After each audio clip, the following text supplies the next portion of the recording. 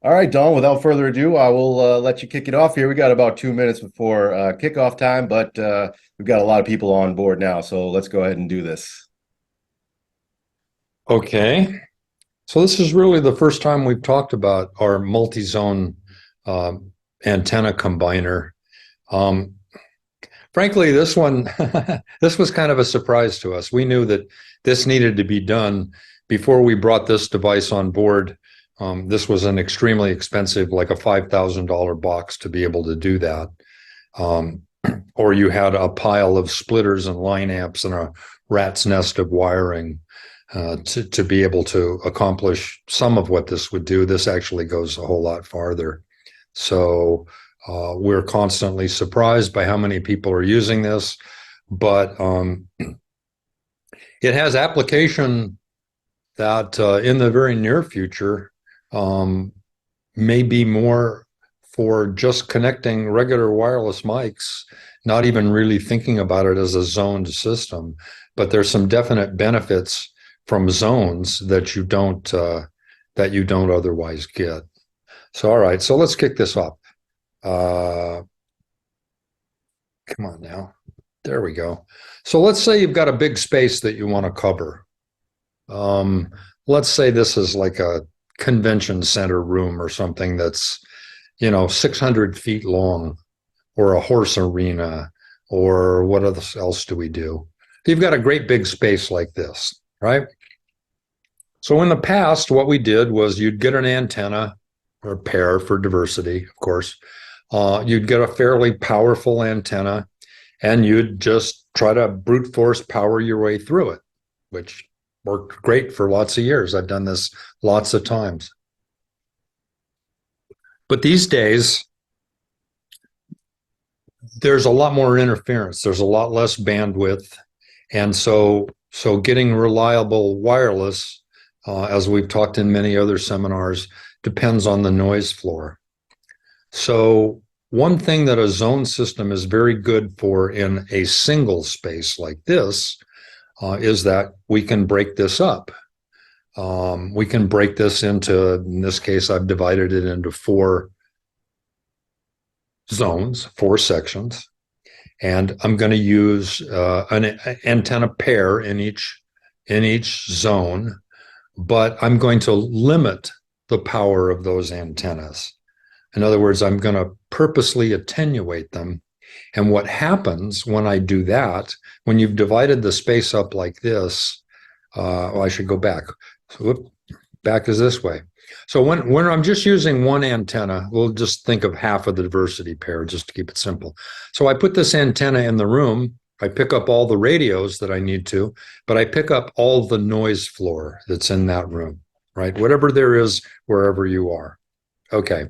If I divide it this way, each one of these antennas figuratively picks up a quarter of the space and a quarter of the noise because it's picking up a quarter of the space. And the noise is generally evenly distributed. So we'll make that assumption. It's a tiny bit off from that. But generally, you've got the same amount of noise in each quarter.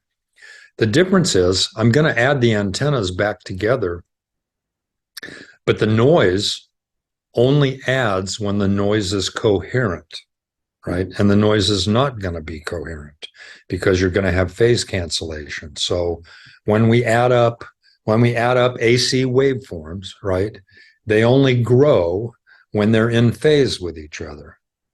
And when they're in phase with each other, they can double in strength, right? You had 2 perfectly aligned waves and you get a 3 dB boost in your output. However, when they're not perfectly aligned, they begin to cancel, and they can cancel to infinity. So whenever you do this, whenever you add 2 waveforms together, the most you can ever do is plus 3 dB. The least you can ever do is, minus infinity. So we're talking about minus 60 on the noise. So when you add each of these 4 quadrants back together, the noise level most certainly will be lower at almost every frequency inside this. So if we take this big room and divide it up this way, we've actually lowered the noise floor, right? And that's a big reason to do this. in a big space. I mean, the other, so we get bottom right hotel ballrooms where they have, movable walls and that kind of thing. Or we get breakout rooms, we get classrooms, we get a bunch of different rooms with walls around them that we need to cover. This is typically what we mostly see with these two kind of situations. Now, in the case of your hotel ballroom, you may not put antennas in each one of the closed off spaces, and it might work just fine, but that's not the right way to do it. Let me say, it's not the best practice. The best practice is each space, we're talking about wireless microphones, has a diversity pair of antennas in it. That's the best practice. Like I said, you may not need it. If you're really lucky, you can stick a coat hanger in the back of your radio and it might work. It will in some places, but that's not the way you want to leave a system. You really want to have a pair in each space, pair of antennas in each zone that you're trying to cover. And that's where we use this 4-zone multi-combiner. So maybe you've got,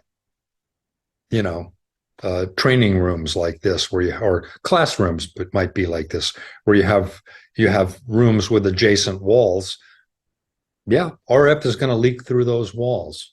So depending on a whole bunch of things, where you're going to be, how close your transmitter is going to be to the antennas, you may not have to put antennas in each one of these spaces.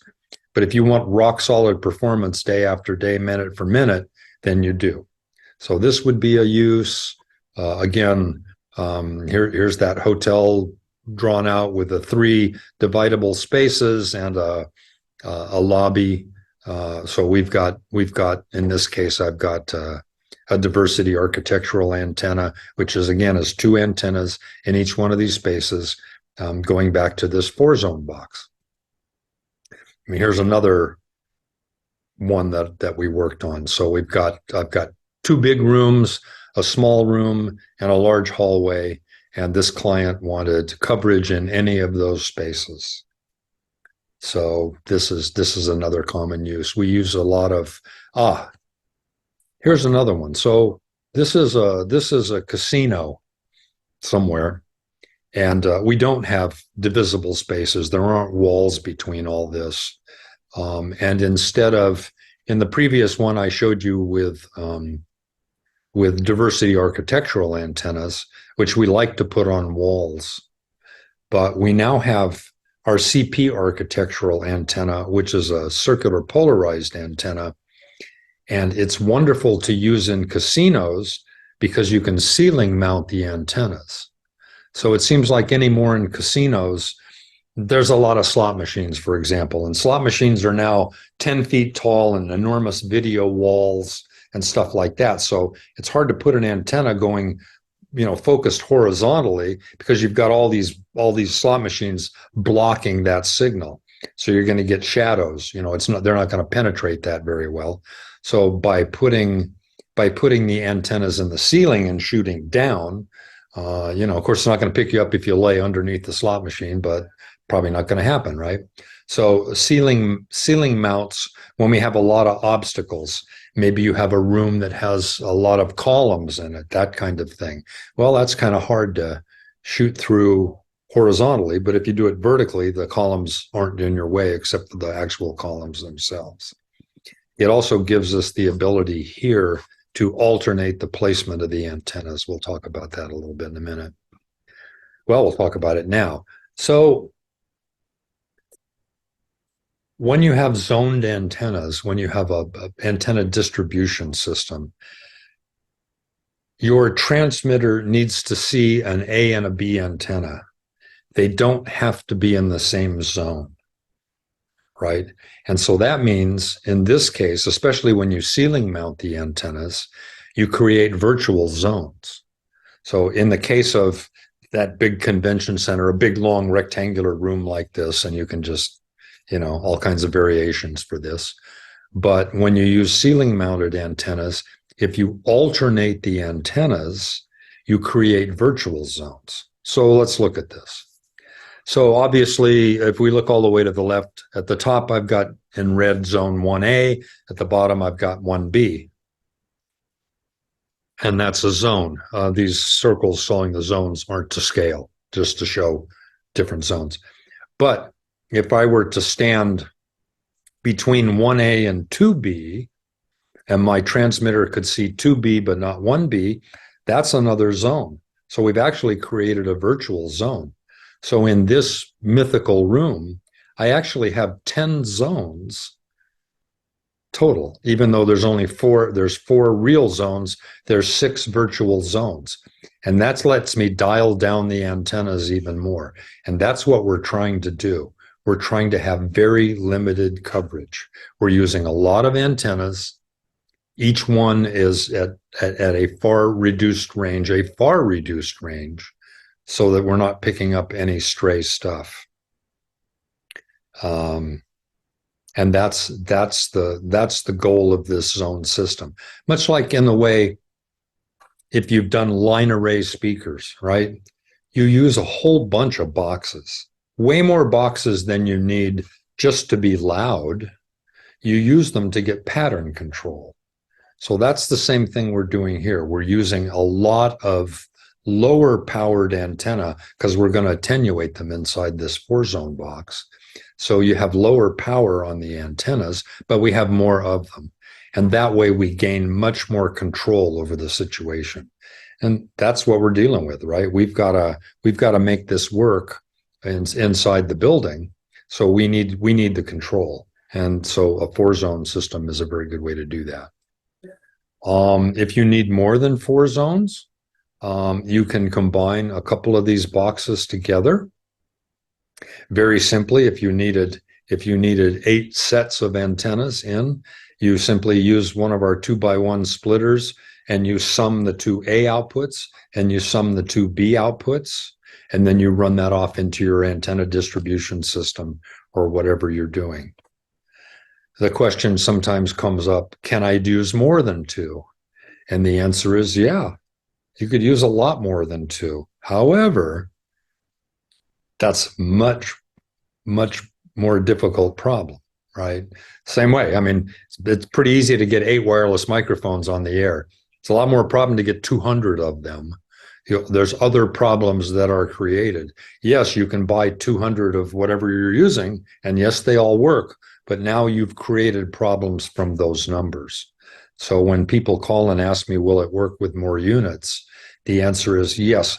Electrically, it works fine, but the more you use, more and more and more, whenever you add RF stuff together, you create additional interference. So depending on where you are, we're always at the mercy of the RF noise floor. That's our number one thing throughout everything we're doing with wireless mics or in-ear monitors. We're trying to lower that noise floor. And the more of these you add together, you're going to increase that noise floor. So somewhere, depending on where you are, there is a limit. I can't tell you. The limit's much bigger on top of that mountain in Idaho and much smaller in the middle of Times Square. So, you need some other measurements to guarantee that you're going to do it. But we've used more than 2 of these, but that's a lot. We did a huge casino that's like half a mile long with a pair of these and 16 antennas. So careful planning with that alternating A's and B's thing that we talked about before, you probably can get a lot more space on this than you think you might need otherwise. I mean, they don't have to be fully independent zones because you can use an A out of one side and a B out of the other. So we have 2 recommended antennas for what I would consider to be normal buildings. If I was zoning 4 different soccer fields, it'd be different. But indoors, our new diversity architectural antenna, our new architectural series antennas are a really good way to do this. Our diversity architectural antenna is essentially a D-fin and a flat package. If you haven't seen this yet, it's like 11 or 12 inches square, a couple inches thick, and you can put it on the wall and paint it to match and nobody knows it's there. Our CP architectural antenna, I've put here ceiling mount because it's really great at ceiling. When you put it on the ceiling, you're actually condensing the zones. And that's what we're trying to do. We're trying to make the zones smaller. When I put it horizontally, an antenna goes forever in a horizontal direction. But ceiling mounted, remember it's a cone, so it spreads out. So the higher your ceiling is, the more it spreads out. And you have to take that into consideration. So they don't make very good ceiling mount antennas on 8-foot ceilings because you're going to get a 25-foot circle at the bottom. Take that up, make it a 20-foot ceiling, and you get double that. So anyway, so these antennas work really well for zone systems. So again, you plug all your antennas in, whatever's appropriate for the space you're covering, into the 4-zone combiner. You take the 2 out. So you're resolving all those antennas to an A and a B, and then that just goes into your distro, or as many distros as you have. It depends how many radios you have. Now, you don't need to go into a distro. That's a question I get too. If you're trying, all you need to do is get one microphone to work everywhere, then the output of the 4-zone combiner just goes into your single receiver. Or if you're using some of the new like quad type or dual receivers, it can go straight into that. So remember, when you have a quad receiver or a dual receiver, essentially they have a distro built into them.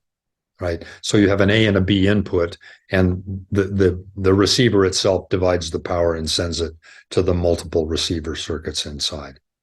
So it's not necessary that you have that kind of thing. Anyway, okay. So it can go into a single receiver. It can go into a distro, whatever you need to make it do. Here we go. This is into so here's 4 antenna pairs into a single receiver. So no problem. Like I said, whatever you need it to do. So the front panel of this unit is very simple.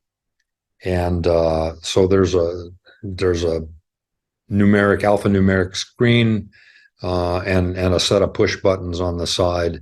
So you push the button and you get to you see the 3 LEDs in the middle there. You tell it which parameter you want to enter, and then you press it again, and then you're live in that parameter. So you have RF attenuation, and you should plan on attenuating antennas. That's kind of what you're doing with this. You're turning down the antennas almost always. Again, it depends on what size thing you're doing. But that's the beauty of this box, is being able to attenuate in 1 dB increments. You can switch DC power, DC antenna bias power on or off for any individual antenna. So if you're using an antenna that has built-in line amp, which we generally frown upon, but if that's what you're using and that's the appropriate thing, you can turn it on some of the outputs, but not all of them. You can turn on and off an individual channel. So if you've got a setup where you've got 3 zones inside the building, and you've set up one pair of antennas outdoor, if this is going in a church and they do a bake sale once a year outside, or a rummage sale, whatever they do, you can turn that antenna off if it's only going to be used 1 day a year or 1 day a month or whatever's appropriate to you. You can switch those antennas off so they're not on all the time. And then there's the bottom thing is a reset. This is very simple. So really the one that mostly you're going to use is the attenuation to adjust your antennas. And that's kind of the thing that we need to talk about, because maybe this isn't obvious. So if we take, in this case, I've made a square. This is one of my zones. So you're going to look at your zones, and they're all going to be whatever shape they are. And so you're going to have to kind of interpolate this. So I go to my zone 1A, let's say. I generally recommend that, that you start at -6. So You can always take that away and add it back if you need more gain. But most times most of what I would consider normal, I find these are going to be -6, -10, -12. That's what I expect it to be like in hotel ballrooms or classrooms, something like that. But it's adjustable, so it can be whatever you want. Okay, so what we do is we turn on one transmitter and we go as far away from the antenna that's mounted in that zone, wherever, in this case, I'm showing in a corner, but wherever it happens to be in that zone. We take that transmitter and we go as far away from that antenna as we ever expect it to do in that zone. And then what we do is we begin to attenuate, and we're looking for this level to fall. And when it drops really low or even off, you can keep attenuating it until you completely lose the signal and then boost it back up a couple of dB or boost it. This is all the receiving power I need to be on the air. And the reason we're doing this, okay, our goal, especially if your rooms aren't exactly separated, we want our transmitter to only find one A antenna and one B antenna, and we'd like it to be 0 in all the rest of the antennas. That'll never happen in the real world unless all of your rooms are Faraday cages, which is not likely.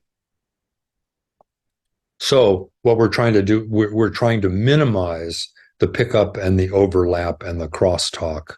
That if that transmitter that's in this picture is also seeing the A antenna in the next zone, that's why we're turning it down.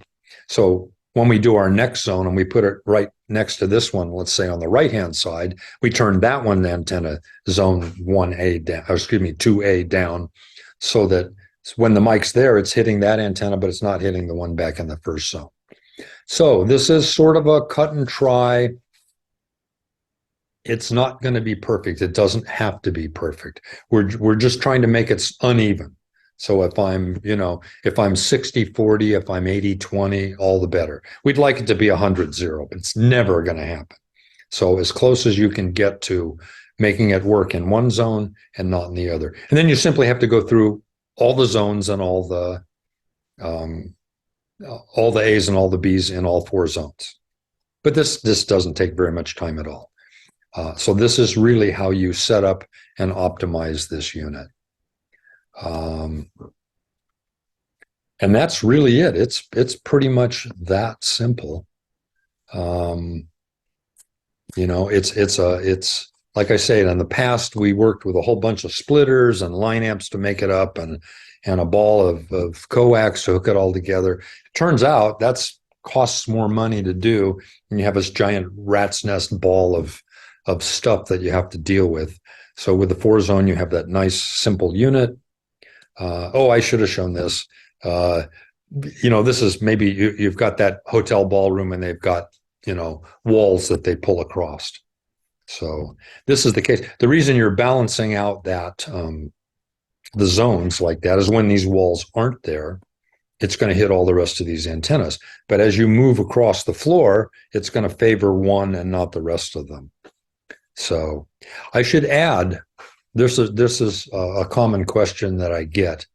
This system is not switching between inputs, right? All inputs are active. This is very much like an analog audio mixer, right? If these were microphones in this picture, or however I had them, trying to pick up somebody and run them through a PA system as they walk through this space, that's just exactly what it's doing with your antennas. As you get close to that antenna gets hot. You get farther away from the others, they get cold. Same thing that would happen with microphones. So this is not switching zones. All the zones are active. So you can't have somebody in zone 1 and an X-ray machine in zone 4 going. It's not going to discriminate that. It thinks you want that, because why else would you put it there? So this is mixing your antennas, but not switching between them. So that's the other point. So with that, I think we'll switch back and take some questions, Adam. Excellent. Thank you, Don. That was super informative. We got some good questions. So we've got three right here, based on your training so far. When optimizing the zone attenuation in an empty room, how can we calculate for the moment where the room becomes full of people and or LED screens at least 10 feet tall? Well, the LED screen is easy. Turn it on. And by the way, when you're testing LED screens, so right, you got a red, blue, and a green. Um, the worst case for that is white, right? If you run white, you've turned on all three LEDs to equal brightness. So when your room is empty and you're measuring, like I showed you, the distance from the antenna, if there's any video monitors in that room, I would turn them on beforehand. But that's a different story. Now that's interference into your wireless mic. That really doesn't have anything to do with the zones. If that was a one zone, there's a one zone system, if you would be dealing with that already. So that doesn't really change. People in the room don't really change the system unless they are standing up, physically blocking your line of sight. So you plan for that when you're installing your antenna. But it's not really like, when we're talking about PA systems, when you ring the room out into an empty hall and then it's full of people, you got two different situations. That doesn't really happen with wireless mics. I mean, there's a little more interference because they got cell phones in their pockets and if they block your line of sight, but you should have your system installed so that blocking line of sight is nearly zero anyway. The cell phone interference, I mean, if everybody comes in with a radio transmitter around their neck, it's not going to be a good day, but never seen that happen. So Very yeah. cool. All right, the next one is I imagine there will be always, I'm sorry, I imagine there will always be a location where the coverage is exactly the same. So how does the four zone deal with that? Ah, good, because I missed that point. So let's just to make this easy to grok. Let's say I'm doing a basketball gym, right? And I want to break that into two zones. Don't make the middle the 50-yard line. I don't want to make that room 50-50. So the way I set up those two zones, think of them like 60-40, right? Because then that problem takes care of itself. Something like that. I mean, that doesn't have to be 60-40. That's not an exact number. But you make them unequal. That way, when you stand in the dead center of the room, if it was 50-50 and you were in the dead center of the room, you would be hitting both antennas equally. But if it's 60-40 or something like that, if it's unequal, now if I stand in the middle of the room, I'm clearly on the strong side of one and the weak side of the other. And then as I move towards those antennas, it automatically takes care of itself. So you do not want to make your spaces symmetrical. And so I'll leave that to you to lay out because, there's not many rooms I've done that are perfectly square. It sort of takes care of itself usually anyway.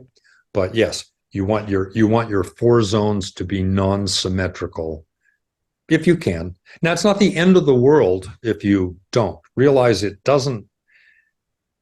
In the worst case, on the 50-yard line, that by itself doesn't take you off the air, but it adds another straw to the camel's back. So you've probably already got some other straws. So anyway, if you think about when you go into this, I'm going to make my zones slightly non-symmetrical. That's the way to do it. Very cool. We got some great questions here, Don. So we're keeping you on your toes. All right. How do you deal with overlap of A and B antennas in your zone picture? You had zones and virtual zones top to bottom, side to side. But what if I stood right in the middle of all four antennas? Well, again, so I did have them symmetric. I would make them non-symmetric. I don't have a way to point to show you. So it's symmetry. And like I said, if you don't make everything the exact same, so if four zones aren't identical, then you automatically take care of that problem somewhat. So you just non-symmetry, close to symmetry, but not quite symmetrical. It automatically takes care of that. Because, so in that picture that I showed where you had 1A at the top and 2B up at the top, you're never going to share that B antenna because you have quite a distance between those two. But if you get all the way up to the top, you've moved away from that B antenna that's on the bottom. You like that? I should do shadow puppets. Um, you've moved away, and so physically, remember, radio transmissions just like speakers, right? It's inverse square law. So it very quickly double the distance, cut the power to a quarter. So it automatically takes care of itself. Great. This is a good one, probably a favorite of mine. Ooh. Having your 4-zone antenna combiner, what is the advantage of having an active combiner versus the passive outdoor venue specifically? I'm not sure I understand what's the difference between like passively doing this Yes. with all the splitters. What's the advantage of using the active 4-zone compared to passive splitters? Yeah. So the major advantage is to be able to very precisely adjust levels to remove that interaction. That's Okay. what you got. You don't need to do this. If you had, I don't know, if you had 4 separate rooms in 4 separate buildings and they were 100 feet apart from each other, you could just use passive splitters because the distance would take care of. I mean, of course, you'd lose a lot of level, but I mean, you could do that.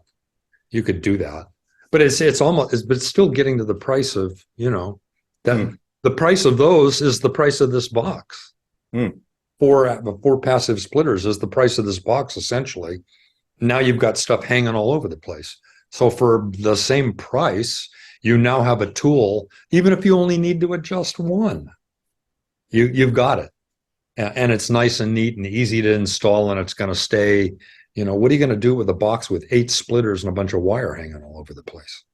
So, yeah, it's essentially the same price. So I see no reason to do it that way. There you go. Easy Yeah. enough.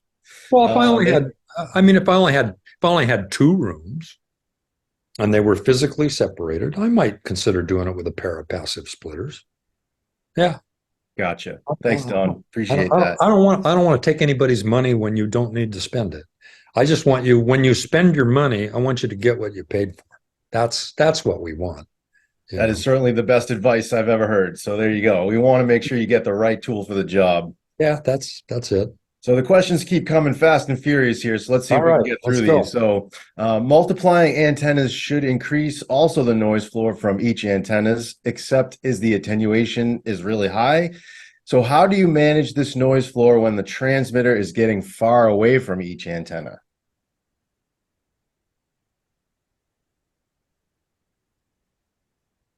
Well, the noise floor pickup doesn't really have anything to do with the transmitter anyway, right? Turn the transmitter off, you're still picking up the noise, right? That's the noise floor. We are going to make an assumption because almost always the noise is evenly distributed in a spot. Now, if you're in a room and one corner of that room has some electrical, it's got an X-ray machine in it, some huge transmitter in it, or we could a really large video screen, you would take that into account. But the noise is generally speaking, it's generally evenly distributed. So if there's a hot spot, then you want to point your antennas away from it. That's the first thing you want to do. But it's yeah. And if you would remember now, when you attenuate, you're attenuating the noise as well. And so that's a good thing. When you're attenuating the noise, so if we just consider one zone, we got 3 other zones, but let's say they're off, and we're just in this one zone, and I can attenuate that zone, right? If I'm in a room, let's just make it easy. Let's just say the room is 100-foot square, just to pick numbers out of the air. And I use a diversity architectural antenna. That antenna, way powerful enough for that room. I can turn that antenna down. And when I turn that antenna down, so if I was just using that and I attenuate that one antenna, again, so the antenna's on one side of the room, farthest I'm ever using the transmitters on the other side of the room. Let's go for the maximum distance or corner to corner. Attenuating that, even if I wasn't using a multi-zone system, drops the level and the noise floor. but it's really the noise floor that I'm primarily concerned with. I don't really care what the measured voltage is. I really care what the dynamic range is. So I'm always keeping that the same. But as I drop the noise floor down to the bottom or below, like in the screen now, that actually makes the receiver work better, right? Because the sensitivity of the receiver, you usually see a spec called SYNAD or something, and that figures on the noise floor. So turning the noise floor down increases the sensitivity of the receiver anyway. So that's a good thing to do anyway, even if you're not even using the zone system. Attenuating your antennas. There's no sense in having an antenna that'll go for a mile if your microphone's only going to be 50 feet away, because that's a mile less 50 feet of noise you're picking up. Inevitably, there's some noise there. So we want antennas just to go to the back end of the room and stop. We don't have a we don't have a gate we can put on it to do that, but attenuating the antenna kind of achieves that. Very cool. This is a good one. I think I know the answer to this. If you have a mix of RF over fiber and coax to antennas, how do you manage the loss of quality link coming from the slight delay between both RF transmissions? Well, you don't get both transmissions into your radio because your transmitter is going to be closer to one or the other, right? So it's not like, so if I have, if I have Bill in one room and he's talking, and I got Nancy in the room on the other end of the building and she's talking, the fact that they're separated by the time of the speed of light between at 600 feet is nothing anyway. So that doesn't matter. They're not that synced up anyway. You're getting into nanosecond. I don't even know the word for less than that because it's so small. So that's really not an issue.